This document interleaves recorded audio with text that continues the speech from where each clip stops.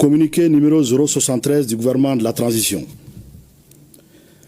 Le gouvernement de la transition a le regret d'informer l'opinion que, dans la nuit du 31 mars au 1er avril 2025, un drone des forces armées et de sécurité de la République du Mali, immatriculé TZ98D, s'est écrasé sur le territoire national à Tenzawatène, cercle d'Abé-Ibara, région de Kidal. L'épave a été localisée précisément dans une zone dont les coordonnées géographiques sont les suivantes. 19 degrés, 52 minutes, 4,738 secondes nord, 2 degrés, 53 minutes, 38,101 secondes est, à 9,5 km au sud de la frontière Mali-Algérie. Suite à cet incident, une enquête a été immédiatement ouverte. Des résultats de l'investigation préliminaire, les points suivants méritent d'être évoqués. La liaison a été perdue avec l'appareil dans une position située sur le territoire malien et dont les coordonnées géographiques sont les suivantes.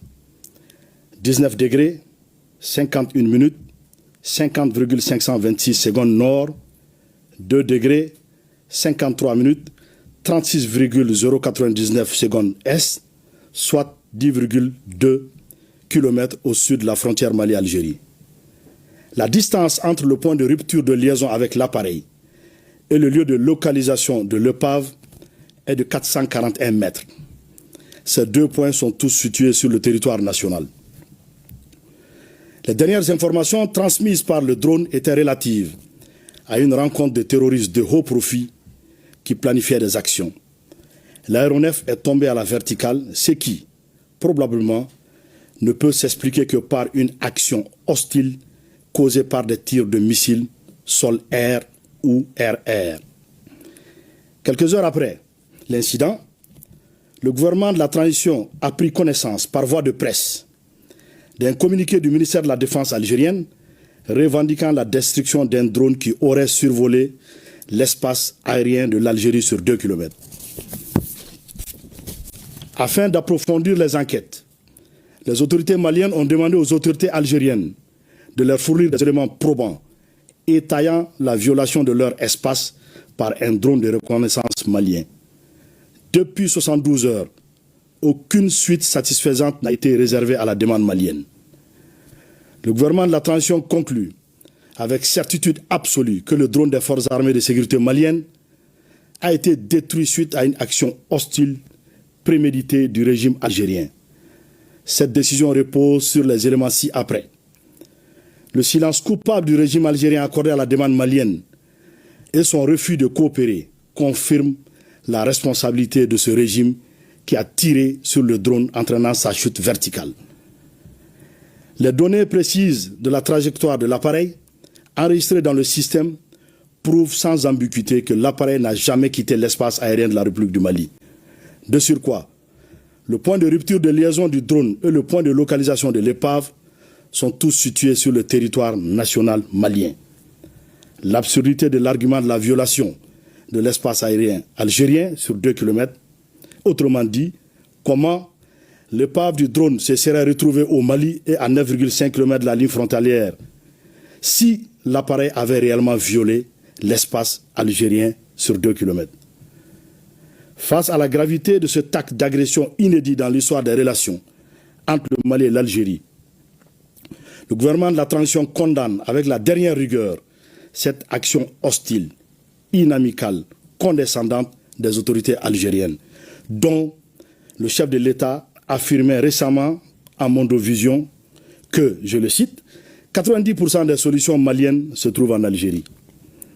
En outre, cet agissement prouve, si besoin en était, que le régime algérien parraine le terrorisme international. En effet, la destruction du drone a clairement pour effet, sinon pour but, d'entraver la neutralisation de groupes armés ayant revendiqué des actes terroristes.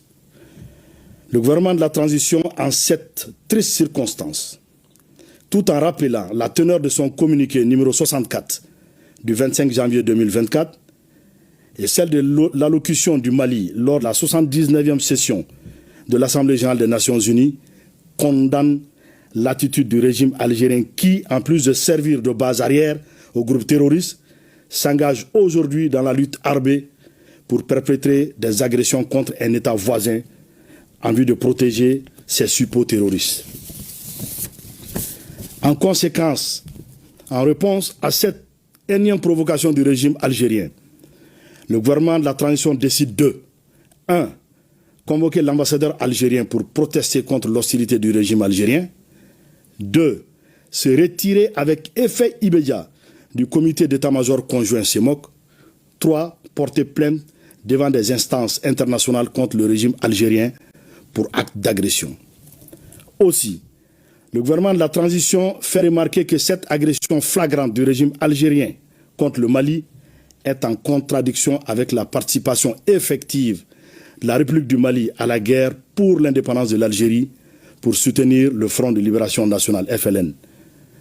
Enfin, il demande au régime algérien, exportateur de terrorisme, de cesser d'être une menace à la paix et à la sécurité régionale, puis d'adopter un comportement responsable visant à promouvoir la paix et le développement.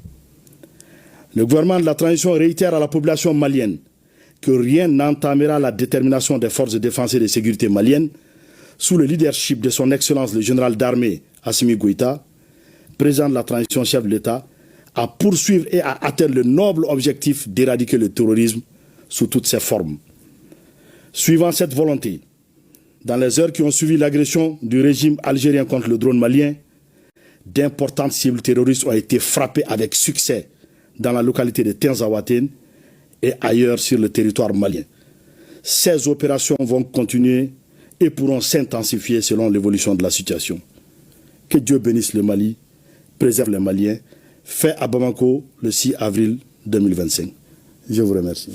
Merci bien, monsieur le ministre. Et cet autre communiqué, le président du Conseil national de transition, Honorable Malik Diawa, informe les membres du CNT que la session ordinaire d'avril de l'année 2020